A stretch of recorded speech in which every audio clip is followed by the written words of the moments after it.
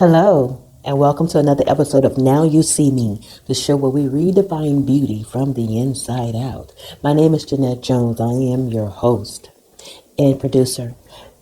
Most of the time, when I say the tagline, I'm talking about redefining who you are from the inside. Sometimes we don't know that we are beautiful because we're so clogged down and bogged down with the pressures of life, the issues of life, and things that we have not dealt with. And today I want to talk about insecure attachment. In with babies, let's just start there. We're starting with babies. When babies are born, they need touch. It has been proven that it's a pivotal part of their development. To have a place that's secure, to have some place where they can have people rather that they can rely on early. When they feel safe, when they feel secure, they develop beautifully. They gain weight at the normal rate. Their brain develops wonderfully. They're sensitive to voice. They're sensitive to the things that are around them. And they are overall in a good place as they're growing. And the security is consistent in the people that are in their lives are consistent. There are consistent hugs. There's consistent I love yous. There's consistency in touch. Touch means everything to a baby. We often come across pictures all the time or videos where the dad is shirtless and he's laying the newborn across his chest. It's about connection. We have an innate need for connection. And it starts from birth. And so when we have the opposite happening, we're dealing with children who are lonely. They may be agitated.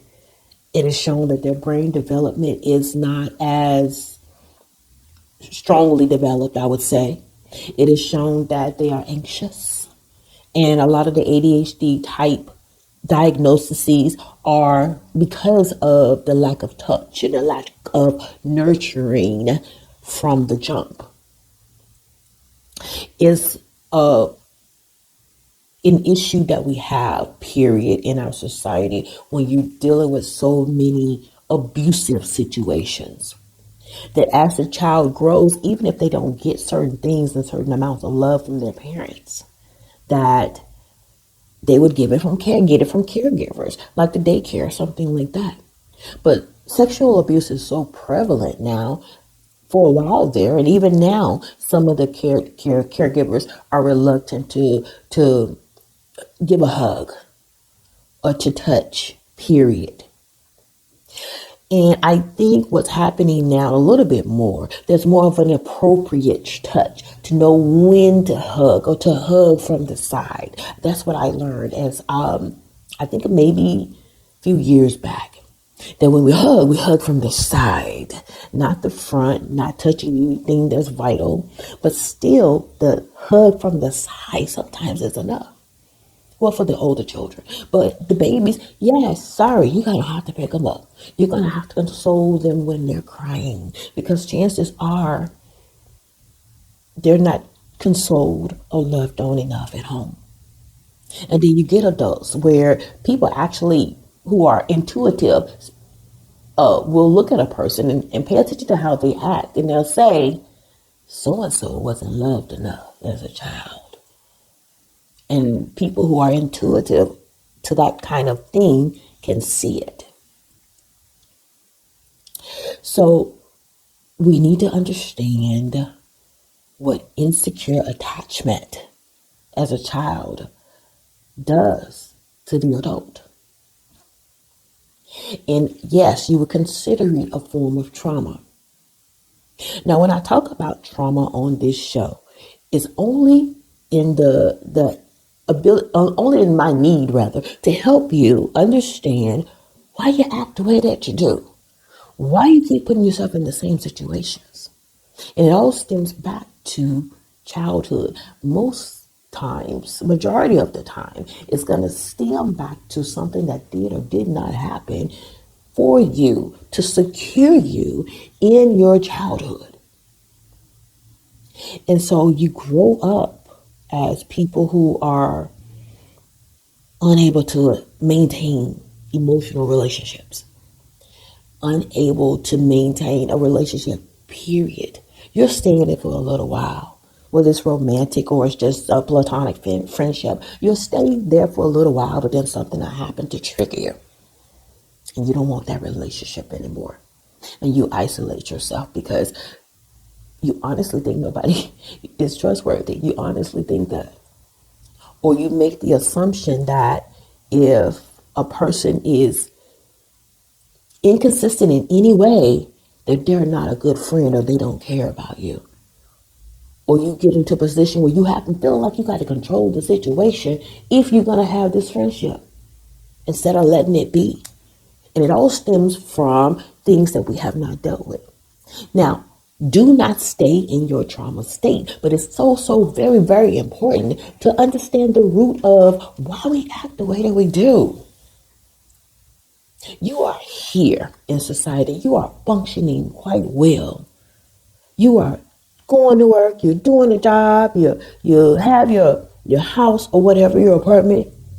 You may even have some kids and you're functioning. And you're doing the best job that you can. But there's a level of existence that can come that raises you up to here. And the problem between here and here is our lack of ability to deal with the things and the trauma that's in our lives. Again, this is where your trauma is, even though you're functioning in society. This is where you could be if you're free. Free to live, free to love. And I'm not talking about finances. I'm talking about you being free in your spirit to love, to exist, to embrace new relationships, to hug on who you need to hug on, to be discerning about people. And hey, if I want to be friend, if I want friends, I'm going to have to be friendly. So what's stopping me from being friendly? We have learned, and I say all of us have learned how to guard ourselves emotionally, how to guard ourselves mentally. And we don't understand the different, aspects of what we dealt with as a child. We don't understand them. But let's talk about one of them. One of them is known as avoidant. If you had the type of parent that avoided situations, that type of behavior, and you are the one mainly that people would say, oh, so-and-so wasn't loved enough. And it's like the parents. They were there. They did what they were supposed to do. They paid the bills. They made sure that you were okay in terms of physically, that you ate, you had a roof over your head, but emotionally, they were absent. Emotionally, they were checked out. Mentally, they were checked out. And so, as a result, you learn to deactivate. You learn to deactivate basically from whatever's around you. You're not engaged. You're not present. You're not in the moment because you never learned how to be. Because it was easier to deal with what you would term in your mind as rejection from the only parent. You had no safe place, even though you had clothes, you had food, you had what you needed. But if they were not there emotionally to discuss the issues of life with you, then you had to deal with it all yourself. So what you do is you just, whatever happens. You just handle it because you know you're not going to have anybody there for you. You learn to cope with things for yourself. And that's not necessarily in itself a bad thing, to be able to handle situations. But when you constantly leave other people out, people that could be beneficial to your life, people that could be helpful to you in that situation, people that can be a comfort to you, that's a disadvantage for you. That's not good. While it's good to cope, it's not good to always cope by yourself. It is not good. some parents were anxious. It's almost like an anxious, or they're ambivalent, meaning they were up and down, they were round and round. They were high 1 minute, up on a cloud, engaged in you life in 1 minute, and the other part, in the other, I don't know, times they were just absent. So it was a flip flop, flip flop. You don't know what to expect from your parents. You didn't know what to expect from your parents. And so the inconsistent parenting to hug, sometimes they gave you a hug, sometimes they didn't. Sometimes they were there emotionally, and sometimes they were not emotional. And so the child is anxious, or you grew up anxious. You grew up trying to control the parent. You found a way to control the parent to make it like this. Children will say to you that they don't want to be bothered, but they really do like rules. They really do like consistency. They don't like being things being flipped and flopped all around. They don't like that. And as an adult, you find yourself to be like that because you grew up like that. The inconsistency. And so sometimes you have a tendency, in order to hold on to the person that's with you, no matter what it is a very romantic relationship, or is a platonic relationship, you have an intention, you have a tendency rather to be clingy. You have a tendency to be needy, because you're looking for the consistency that you did not get when you were a child. Because your parents, even though they loved you, were just up and down, flipping and flopping and round and round. And they were not consistent with their love. They loved you, but the way it came across was up and down, round and round. And so others may have what we call disorganized attachment. This normally, according to research, it says that a disorganized parent normally has not dealt with trauma for themselves or within themselves. I made a video once before, a little small, a little short, about we having to get ourselves together as parents. We have to deal with our trauma. We have to identify the things that are wrong in our own lives that's causing us not to be free, that's causing us not to be full, that's causing us not to be whole. Because if we don't, we pass those things down to our children. Disorganization. And disorganized children, and with parents that are, disorganized parents have these children who end up being fearful. They develop fear because they don't know what's going to happen. They don't know how to act. They don't know how to behave. They're unable to process things or cope with things, with any kind of adversity that comes against them. It's a major thing. It's a major thing. If there's any kind of adversity coming against them, they don't really know how to handle it. They don't stop and pause and think about the situation and weigh it out because of inconsistency, because of disorganized, because parents have not done the work. Yes, parents, we had to do the work. I've had episodes in the past with my son, way back. If you look back, I think I titled it Meet My Son. And after I had done some work, I talked to him. I talked to him openly so you all can see that change is possible. Some people say, oh, I am too old to change. That's a lie from the pit of hell. You can change. You can identify the things in your childhood. There's never too late to establish positive relationships in your life, but you have to be able to identify the root. Yes, somebody's angry, but why are they angry? Yes, somebody's promiscuous. Why are they promiscuous? Yes, somebody's clingy and needy and calling you every 5 minutes. But why are they clingy and needy and calling you every 5 minutes? Why? Find out why. Why is it that people don't call you when they think that they should call you? You feel neglected. You feel abandoned. You feel like they don't care. You feel rejected. You feel like a second class citizen.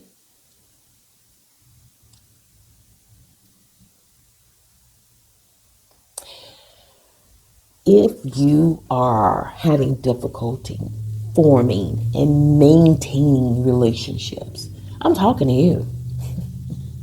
I am talking to you. There must be consistency in your relationships. There are people, I marvel at people that have had relationship with people since they were kindergarten, or even the last 10 years, or the last 20 years, or the last 2, 3 years of consistency. You can't have a valid, a solid relationship, a quality relationship unless you find out who you are, unless you find out what your quirks are, unless you find out those things that trigger you that may cause you to abandon what could have been a very good connection. And I'm not just talking about, like I said, it could be either platonic or romantic. It could be either business or something else that's going on. Maintaining relationships requires that you have your boundaries. But if you don't know who you are and what your triggers are, you don't know what your boundaries are.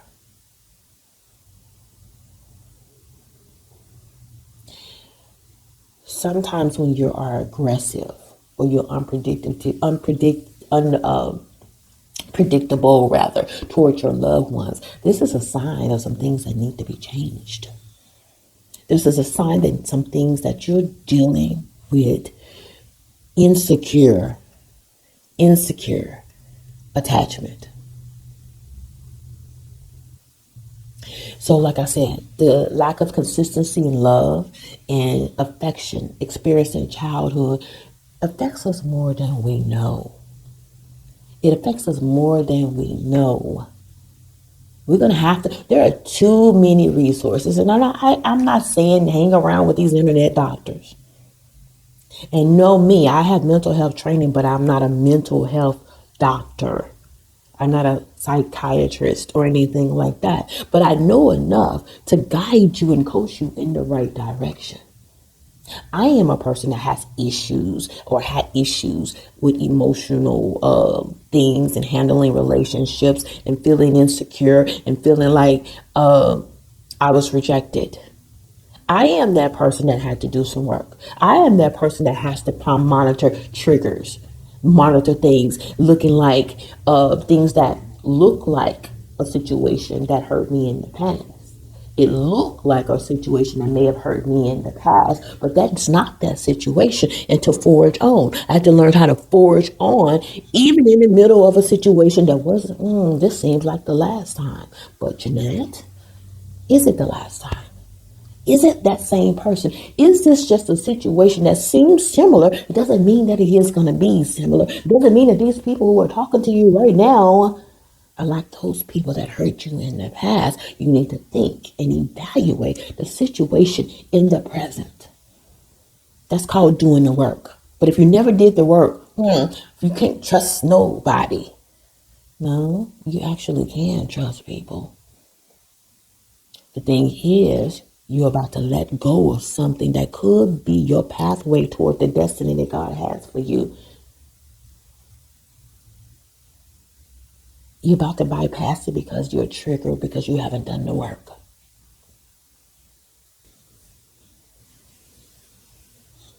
So now I want us to learn to move past the past. We have to move past the past. We have to get this thing under control. Do you not know that the plans that God has for you is contingent really on your ability to handle it? Your ability to handle new people, new situations. Your ability to handle new people and new personalities. Your ability to handle places that you have never been before. You haven't gone this way before. But he's not going to give you anything that you can't handle. He's not going to give you anything that you can't bear. And all of these things, we're talking about different things in the past. We're talking about things that used to happen to you. God takes these things. One, let's go back. Let's go back. He didn't cause these things, but he understood the life that you led. And if you let him guide you in the right direction, he will help you overcome in spite of. So, one, we need to identify what the problem is. We need to identify the root.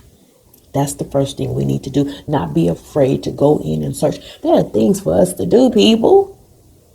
But you're insecure. You're insecure. You're insecure because you have not dealt with, and I say you, but I'm talking about all of us. Whether you're in the body of Christ or you're not in the body of Christ, guess what? We have the same issues.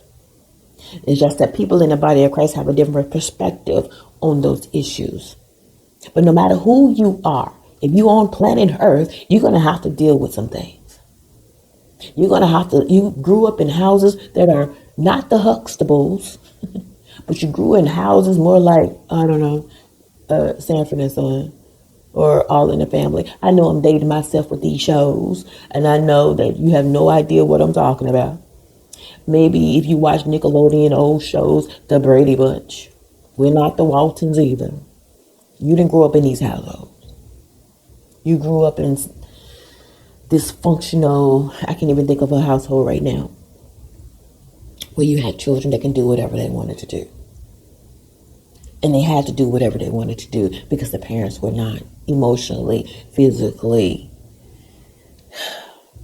available, lovingly available. You have to also, once you go through, let's say you've already gone through, I've identified this stuff, Jeannette, you have to further evaluate the relationships that are currently in your life. Evaluate the relationships that are currently in your life. What is the impact of your behavior on those relationships? What do you say? What do your friends say about you and what you do? What do they notice about you? It's not an attack when people correct. It's not an attack when people critique. That is a lie. That's something that's prevalent in this society. I'm better than you. I'm already fine. I'm good. Are you beautiful in the eyesight of God? Yes. Do you still need some work? Yes. When you are born, you are beautiful. You are loved ahead of time. But nobody expects a baby to stay 3 months forever. At some point, you have to grow up and mature and stop crying for everything that you want and stop manipulating the situation in your favor. And if they're cute, you know a baby will manipulate the situation in their favor. And it'll work. When you're a teenager, yes, you're going to go through issues and times where you're upset and you're troubled and you're vocal. Well, some teenagers, most, but you go through these situations. You're going to go through these situations where you're going to have to learn to talk to people and trust the people that are around you. And you got to keep working on it. Oh, I went to one session of training. No, dear. This thing has been with you for a long time. We've acted this way for a very long time. So no, we're going to have to deal with the situation day by day, minute by minute in some situations until we get a handle on the quality that's on the inside. We got to fill in the gap. What gap, Jeannette? That gap between where you are right now and the person that you could be. So right now, that's what I'm trying to help you do. Clean out the debris. You are insecure because your initial relationships with people on this earth were not what they needed to be for you. So they were not the quality relationships that they needed to be for you. But I need you to understand who you are, that you are fearfully and wonderfully made. If I have to say that on every seat, and that my soul knows full well, that you are fearfully and wonderfully made. In the womb, God knew you. And if I have to say that on every single show, then fine. Fine. Amplified 34:19 says, many hardships and perplexing circumstances confront the righteous, but the Lord rescues them from them all. Father, I thank you. He knows what's in your heart. He also knows what needs to be done to get you to the next level. He is not some far off God that is insensitive to your needs. He is not. He's a very present help in the time of trouble. Hebrews 4:15 says, for we do not have a high priest who is unable to empathize with our weaknesses, but we have one who has been tempted in every way, just as we are, yet did not sin. Psalm 147:3 says, he heals the brokenhearted and he binds up their wounds. He is not up there indifferent to what's going on with us. The world has told you that if bad things happen to you, that God does not care. And that is a lie from the pit. He adores you. Think about your child right now. If your child falls off the porch or he's walking and they stumble and they fall, did you cause that? Did you want them to fall? Did you want them to scrape their knee really bad? Did you want them to fall out of the tree or be in a situation where they are hurt? No. But what did you do as the wonderful, loving parent who is whole like he is? You grabbed them, you scooped them up, and you cleaned out their wounds. He grabs us, he scoops us up. He lets us know, and he lets us know what the wounds are if you let him, if you inquire. He'll let you know why you act the way that you act. But in the process of you loving on him and him loving on you, you'll move from this place to this place. So let's remove this debris and let's fill in this gap so we are not insecure anymore. My name is Jeannette Jones. Thank you so much for tuning in for another episode of Now You See Me, the place where we do redefine beauty. And you are beautiful, beautiful. You are a gem on the inside. You're just being polished up. Let God polish you up on the inside. Let him, yes, he's going to apply a little heat. He's going to apply a little pressure. But all things are going to work for your good. I'll see you guys next week. I love you. If you're looking for a life coach, go to www.JeannetteMJones.com and sign up for a free 15-minute complimentary session. I assure you, you will not be disappointed.